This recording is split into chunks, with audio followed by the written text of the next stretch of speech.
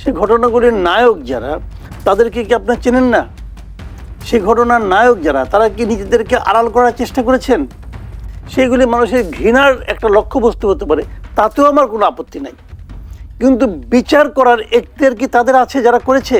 সে মানুষ সম্পর্কে যারা নাকি দীর্ঘদিন রাজনীতি করে তারাও ভালো মতো বুঝতে পারে না, আর ওনারাও তো না রাজনীতি শুরুই করে নাই। যাও খুব ইজি মনে করছে, কারণ একটা পথ তো ইজিলি পেয়ে গেছে, বাকিগুলো খুব ইজিলি পাবে বলে মনে করে। ছিলাম যে অপারেশন ডেভিল হান্ট শুরু হলো আজ, কিন্তু আইন শৃঙ্খলা পরিস্থিতির আমরা যে পর্যায়ে এই মুহূর্তে দেখছি, স্বস্তি ফিরবে কি? দেখেন, আইন শৃঙ্খলার যে পরিস্থিতি আমরা এই মুহূর্তে দেখছি, আপনি বলেন যে স্বস্তি ফিরবে কি, তার মানে আইন শৃঙ্খলার কিছু কিছু ঘটনা আপনার মধ্যে এক ধরনের অস্বস্তি তৈরি করেছে, যতটুকু আমি বুঝি।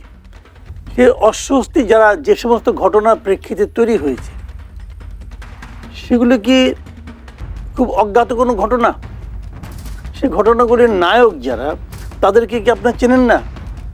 সেই ঘটনার নায়ক যারা, তারা কি নিজেদেরকে আড়াল করার চেষ্টা করেছেন? তারা কি ফেসবুকে সরাসরি স্ট্যাটাস দেননি যে তোমরা আসো, আজকে আমরা বুলডোজার নিয়ে যাব, ওইটা ভাঙবো, ওইটা করব? দেয়নি। ঘটনা তো এগুলো ছাড়া এই সারা দেশে অনেকগুলো বাড়িঘর ভাঙা হয়েছে। এই বাড়িঘরের মালিককে কী সমাচার, সেগুলো একটা ইস্যু বটেই। সেগুলো অনেক কিছুর প্রতীক হতে পারে, সেগুলো আপনার দুর্নীতির প্রতীক হতে পারে, সেগুলো অত্যাচারের প্রতীক হতে পারে, সবই হতে পারে, আমার কোনো আপত্তি নাই। সেগুলি মানুষের ঘৃণার একটা লক্ষ্যবস্তু হতে পারে, তাতেও আমার কোনো আপত্তি নাই। কিন্তু বিচার করার এখতিয়ার কি তাদের আছে যারা করেছে? যখন একটা ঘটনা এরকম ঘটে, যেমন ধরেন একজন পকেটমার ধরা পড়লো, তাকে লোকজনে গণপিটুনি দিয়ে মেরে ফেললো, এখানে আইন শৃঙ্খলা অবনতির জন্য দায়ী কে? যারা মারলো তারা। সেখানে একজন মসজিদের ইমামও থাকতে পারেন, কিন্তু তবুও উনি এই ঘটনার জন্য দায়ী।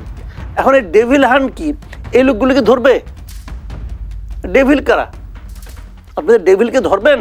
তো ডেভিলটা কে?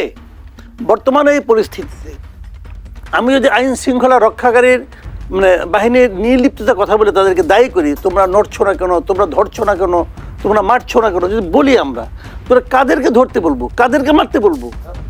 কাদেরকে? তারা কারা? এই লোকগুলিকে অচেনা কেউ? আমরা চিনছি না। হাদি নামে একটা ভদ্রলোক, সে ঢাকার মেসি স্টুডেন্ট কিনা যায় না, সে তো ফেসবুকে স্ট্যাটাস দিয়ে ছবি দিয়ে বলছে, সে তো ইউটিউবে ভিডিও করেছে তোমরা আসো কালকে। তাকে ধরা হবে? তাকে ধরা সম্ভব? সম্ভব তো না রে ভাই। তাহলে আপনি আইন শৃঙ্খলা রক্ষার নামে আসলে কাকে ধরবেন? এ ধরনের ঘটনা কিন্তু আমরা আগেও দেখেছি, বিভিন্ন সরকার আমলে দেখেছি। কেবল আওয়ামী লীগ আমলে না, তার আগে যে বিএনপি আমল ছিল তারাও করেছে। তারাও কিন্তু আপনার ওই যে একটা করছিল, ক্লিন হার্ট অপারেশন করছিল বোধ হয়, তো অনেকের হার্ট ক্লিন করে ফেলাইছে। তো এগুলো তো হচ্ছে না ভাই সোসাইটিতে। আমরা ওরকম আরেকটা করছি, ডেভিল হান্ট করবে, দেখি কাদেরকে হান্ট করে, ধরে নিয়ে আসবে, বলবে যে পূর্ব ঘোষিত কর্মসূচি ছিল সরকারের পদক্ষেপ নিয়ে কিন্তু অনেকেই প্রশ্ন তুলছে যে গত কয়েকদিনে ভাঙচুরের ঘটনায় সরকারের ভূমিকা এবং আইন শৃঙ্খলা বাহিনীর নির্লিপ্ততা নিয়ে প্রশ্ন উঠছে। আপনি কিভাবে দেখছেন? আমি এটা খারাপভাবে দেখছি। খারাপভাবে দেখছি এই কারণে যে আইন শৃঙ্খলা বাহিনীর দায়িত্বটা কি? যেখানে ভাঙছে প্রত্যেকের জায়গায় পুলিশ ছিল, পুলিশের একটা এখতিয়ার ছিল। ওখানে ওই এলাকায় একটা থানা আছে না? ওই থানা কি করতেছে? আজকে দেখলাম যে গাজীপুরে যে বৈষম্যবিরোধী ছাত্র আন্দোলনে কয়েকজন লোক মার খেয়েছে, এই অপরাধে এটা থামাতে পারলো না কেন? গাজীপুর থানার পুলিশকে বদলি করা হয়েছে। তাহলে আর এই যে যে জায়গাগুলো আগুন ধরানো হলো, যে জায়গাগুলো ভাঙা হলো, সেখানে জানমালের ক্ষতি হয়নি? হয়েছে। তাহলে সেখানে পুলিশদেরকে বদলি করা হয়েছে। তো ওই সমস্ত পুলিশ কর্মকর্তাকে গিয়ে ডেভিল হিসেবে চিহ্নিত করে হান্ট করা হবে? হবেটা কি? এটা হলো মানুষকে ভয় দেখানো। ভাই, আমি বয়স একদম তো কম হয় নাই, সেই বঙ্গবন্ধু শেখ মুজিবুর আমল থেকে দেখে আসতেছি। উনিও লাল ঘোড়া দাবড়াইছেন, অনেক কিছু করছেন। এই যত ঘোড়া দাবড়ানি আছে না, তার এন্ড রেজাল্ট কিন্তু খুব প্যাথেটিক হয়, খুব প্যাথেটিক এন্ড রেজাল্ট হয়। এই প্যাথেটিক রেজাল্ট দেখার জন্য অপেক্ষা করেন। হাসিনার বক্তব্যের বিষয়ে ভারতের বিবৃতি এমন, শেখ হাসিনার বক্তব্য ব্যক্তিগতভাবে দেয়া, ভারতের কোনো ভূমিকা নেই। কতটা বিশ্বাসযোগ্য? না, তারা বলছে, আমি তাদেরকে অবিশ্বাসী বলবো কেন, কিন্তু এটা আমার যুক্তিটাকে গ্রহণযোগ্য মনে হয় না আমার কাছে। কারণ আমার কাছে গ্রহণযোগ্য মনে হয় না, 1 ঘন্টা লম্বা একটা এবং পূর্ব ঘোষণা দিয়ে তারা তুমি করছেন, এই ভাষণ দিয়েছেন। ওনারা বললেই পারতেন, আপনি আমাদের এখানে আসেন, আশ্রিত অবস্থায় আছেন, আপনি এই ধরনের ভাষণ দিলে পরে আমাদের সঙ্গে ওই রাষ্ট্রের দ্বিপাক্ষিক সম্পর্ক নষ্ট হবে। ওনারা বলতে পারতেন, বলছেন? বলেন নাই তো। এখন উনি যদি বলেন যে ওনাকে আমি করতে দিলাম, ওনার ব্যক্তিগত ওনার ইচ্ছা, এইগুলি ভাই বলছে, কিন্তু আমার ওনার বক্তব্য আমার কাছে গ্রহণযোগ্য না, ওনাদের বক্তব্য আমার কাছে গ্রহণযোগ্য না, এবং আমি এতে খুশি হই নাই। মানে ওনার এই বক্তব্য দেওয়ার মাধ্যমে ওনারা প্রমাণ করেছেন যে দীর্ঘদিন ধরে বাংলাদেশের মানুষের চেয়ে ওনাদের কাছে হাসিনাই বেশি গুরুত্বপূর্ণ ছিল। আমার মনে হচ্ছে এখন ওনারা ওই আগের ফর্মুলাতে আছেন। এটা আমাদের জন্য, এই দেশের মানুষ হিসেবে আমার জন্য পেইনফুল। কারণ আমি মনে করি এই যে যত গণ্ডগোল হয়েছে, আমি এতক্ষণ ধরে বললাম যে গণ্ডগোল যারা করছে, যারা পাকাইছে, যারা এর প্ল্যান করছে, অথবা যারা এর উস্কানি দিছে, সব কিছু বললাম। বিদেশ থেকে কে কী করছে, হাতুড়ি বাটাল নিয়ে কারে কারে যাইতে বলছে, যারা নিজেদেরকে বিকল্প জাতির পিতা হিসেবে ভাবতেও শুরু করছে নাকি শুনলাম কেউ কেউ। তো এটা ওদেরকে অনেক সমালোচনা করলাম, কিন্তু তারপরেও আমি বলবো, যদি হাসিনা ওই বক্তব্য যদি না দিত, অথবা বক্তব্য দেওয়ার ঘোষণা আগে ঘোষণা না করতো, তাহলে হয়তো এর অনেক কিছু হতো না। কাজে ওনার যে দায়টা, আমার দেশে যে ক্ষতিটা হয়ে গেল শেখ হাসিনার বক্তব্য দেওয়ার কারণে, সেই ক্ষতিটার জন্য ওনারা যদি বলেন যে না ব্যক্তিগত, দুনিয়া প্রতিদিন এটাকে বক্তৃতা দেবেন, আর আমাদের এখানে মানে হবে, সমস্যা হবে, আমাদের এখানে একটা অশান্তি হবে, একটা নৈরাজ্য হবে, এটা কি ওনারা সাপোর্ট করবেন? তো ব্যক্তিগত হলে তো ওরা আবার দিতে পারবেন। যদি ওরা এটা যদি ওরা ব্যক্তিগত কাজ হয়, তার মানে কি ওনারা আবার দেওয়ার একটা সুযোগ আছে বক্তৃতা। তো এই ভদ্রমহিলা তো আমাদের দেশকে ভালোবাসেন না, এই ভদ্রমহিলা তো দেশকে মানে অপছন্দ করেন। অপছন্দ না করলে দেশের এত বড় ক্ষতি উনি করতে পারতেন? উনি দেশকে লুটপাট করেন নাই, ওনার লোকজনকে দেয়া করার নাই, করেছেন তো। এই যে সালাম এত টাকা এখান থেকে নিয়ে গেছে, সামিট গ্রুপ আজিজ খান এত টাকা নিয়ে গেছে, তো এগুলি উনি জানতেন না? সব জানতেন। সালমান ওমর এত টাকা পাচার করছে, উনি জানতেন না? উনি সব জানতেন। তো জেনে উনি করতে দিয়েছেন, এটাই তো দেশের বড় একটা ক্ষতি উনি করছেন। আর মানুষের ভোটাধিকার নিয়ে নিছেন, আমরা ভোট দিতে পারিনি বছরের পর বছর। এই এত বড় অন্যায় যদি করেছেন, তার একটা সাজার ব্যবস্থা হওয়া উচিত আমি মনে করি। সেই সাজার আয়োজন আমরা করেছি। ওনারা বলতেছে যে উনি ব্যক্তিগতভাবে আমাদের দেশের মানুষকে উস্কাবেন, এটা ঠিক না।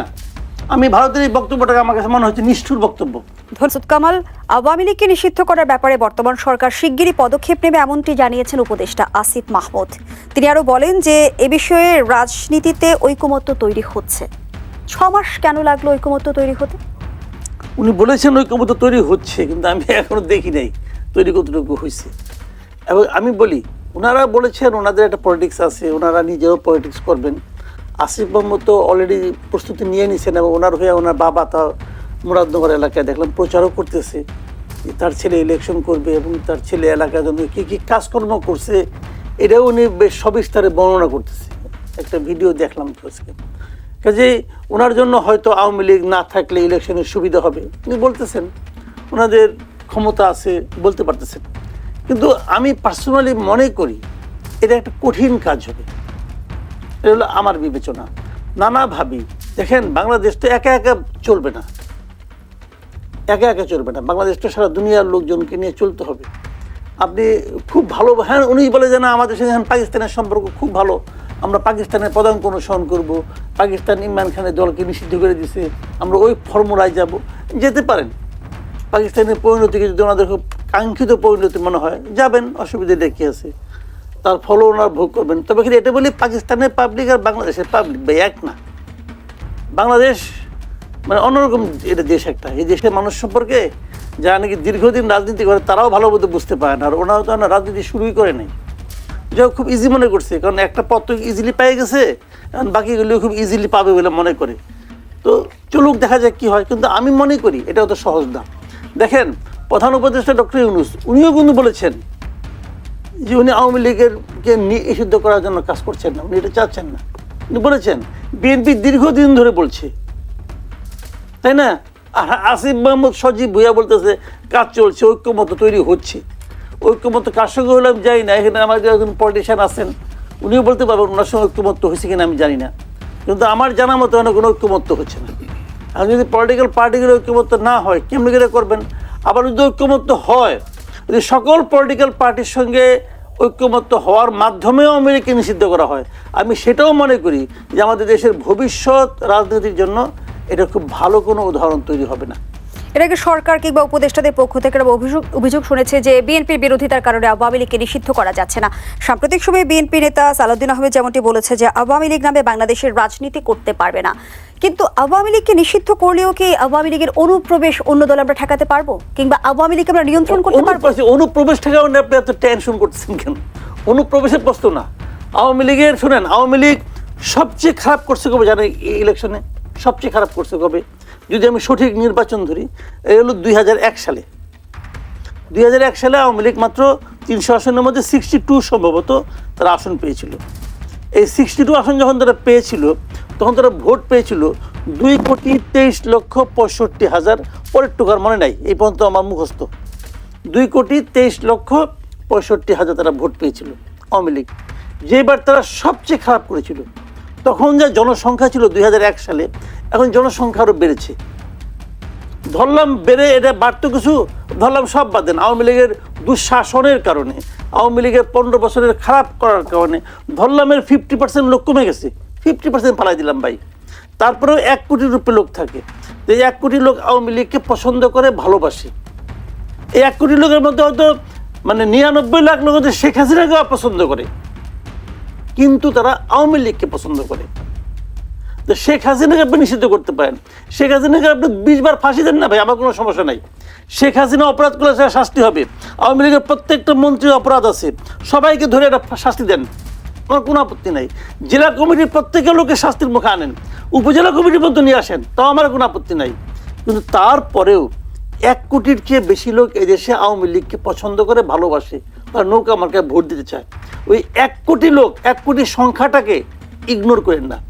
যারা ইগনোর করবে তারা হয় 1 কোটি কী জিনিস এটা বুঝে না, অথবা তারা রাজনীতি বুঝে না।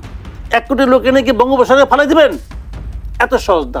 জামাত আওয়ামী লীগের তুলনায় একটা ক্ষুদ্র দল। আওয়ামী লীগ 15 বছর সমস্ত কিছু নিয়ে ছিল, তার প্রশাসন, আর্মি, পুলিশ সব তার কাছে ছিল। জামাতকে নিষিদ্ধ করতে 15 বছর লাগছে, তাও শেষ করতে পারে নাই। যখন শেষ দিন করছে, 2 দিন এনজয় করতে পারে নাই। জামাত নিষিদ্ধ হয়েছে, বিএনপিকে কোনায় ঠেলতে ঠেলতে কোনায় নিয়ে গেছে, বিএনপি নিষিদ্ধ হয়েছে, বাদ দেন। 2009 সালে এসে তারা প্রথম নিষিদ্ধ করলো হিজবুত তাহরিরকে। হিজবুত তাহরির নিষিদ্ধ হয়েছে? নাই হিজবুত তাহরির। ওই যেদিন ওই 32 নম্বর বাড়ি ভাঙলো, ওর মাথার উপরে 1 লোক দেখলাম হিজবুত তাহরিরের ফ্ল্যাগ দিয়ে আড়াই আসছিল। হিজবুত তাহরির নিষিদ্ধ হয়েছে? নিষিদ্ধ করা যায় না।